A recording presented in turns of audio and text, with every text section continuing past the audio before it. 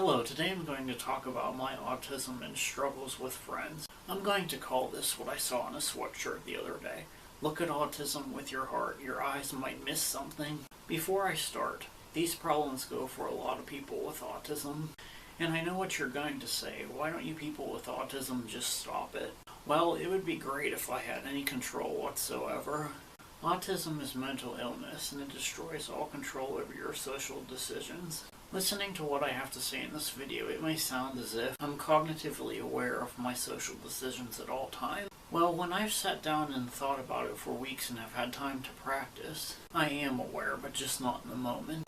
I can't do anything in the moment. Every time I try to do things in social situations in the moment, I always mess them up. Anyway, I'm having a problem. Every person I want to be friends with ignores me and looks at me like I'm strange because I have autism and a passion for plastic chairs that was brought on by autism.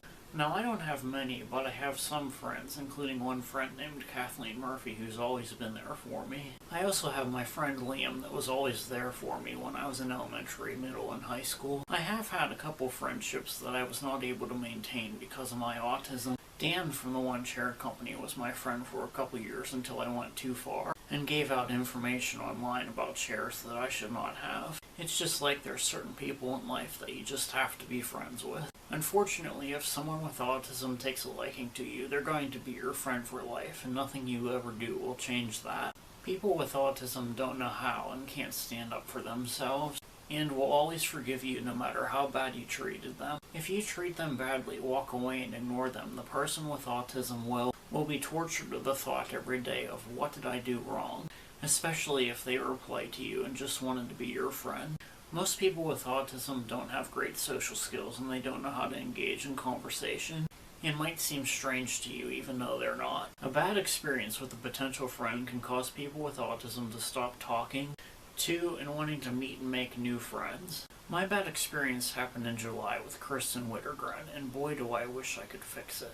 She did exactly what you should never do to someone with autism. Instantly judge them and label them a bad person and make them realize how you view them. Well, that was the last person I tried to talk to and make friends with. I now have no interest in new friendships.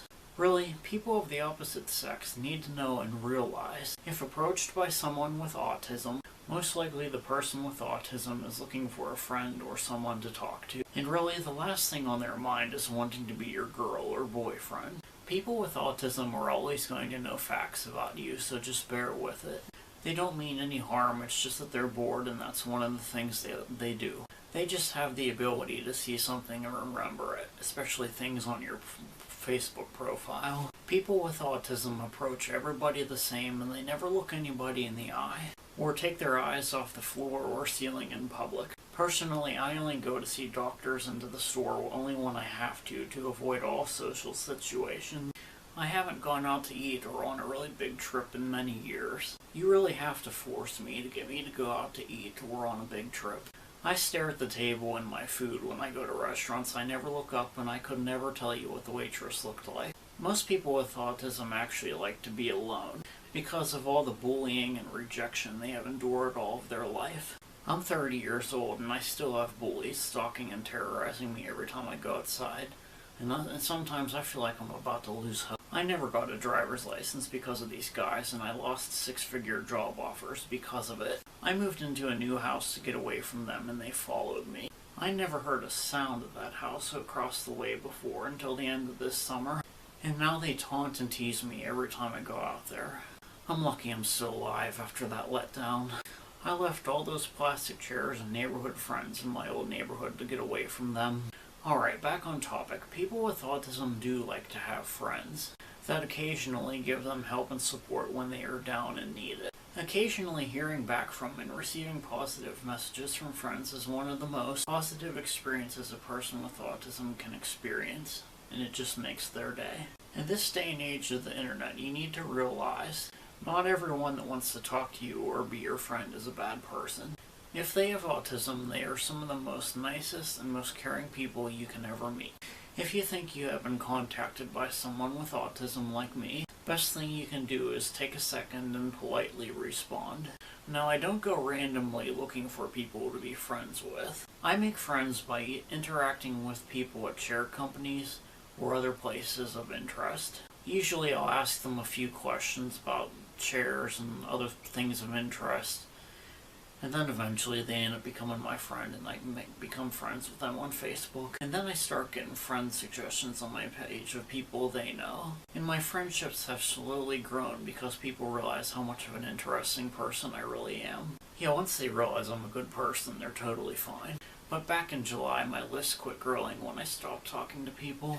I only talk to my friend Kathleen. She's really the only one that understands my struggles. I'm very lucky that she's my friend, because most people don't even realize any of these struggles or even exist. Or they'll say something like, "Why don't you just stop it?" Usually people with autism are suffering from some kind of depression, and it can make things worse for them if you ignore or treat them badly. If they just want to be your friend and have someone to talk to, you could really hurt them by treating them badly. My depression is brought on by my plastic chair passion and seeing them getting thrown away.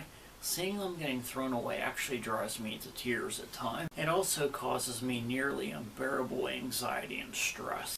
I actually hoard plastic chairs and roam the streets in the middle of the night on trash night looking for them to make sure they don't get thrown away. I keep every chair that I find, and there's really no chance I could ever get rid of any. Right now, this YouTube thing is working out for me very well. I've had videos on national and worldwide television, and like I said before, I now have tons of people trying to be my friend, but anyone I want to be friends with pretty much ignores me. And I'm also getting a lot of support from people, and the good comments really make my day. And one more thing, people with autism can bring up issues that happened 15 to 20 years ago, as if they happened just a few minutes ago. Well, thanks for watching, and please subscribe. And if someone with autism contacts you, just please bear with them. They don't mean you any harm, and they just want to be your friend.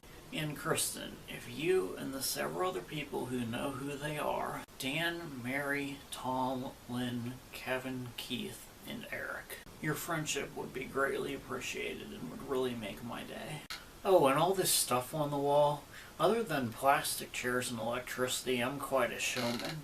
I got my bullwhips, my throwing knives, and hatchets, and all kinds of stuff. Got my other bullet, my dartboard. I even play musical instruments. That's just music stuff on my board. And for your entertainment, here's some of the other things I like to do. Hello, here is my enormous 6-string bass that runs the length of the house.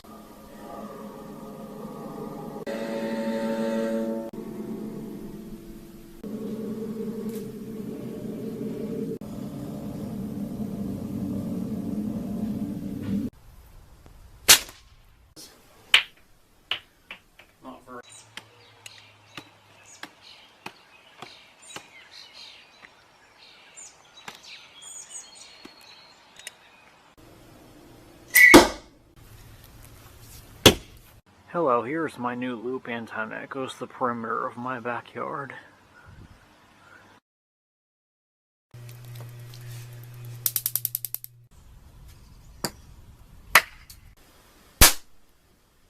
Hello, here's this little model that I made. This thing is a human habitat that could be designed to be in outer space, or it can be thickened and placed underwater.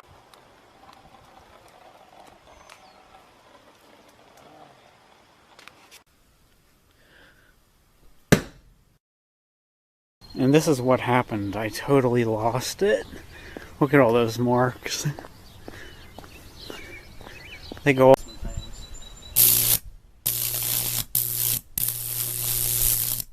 I was highly impressed with the durability of this chair.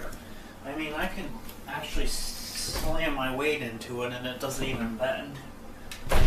Hello, I'm going to touch the electric fence while standing on wet grass and bare feet. How to discharge it, you just stick it right on these metal tabs like this.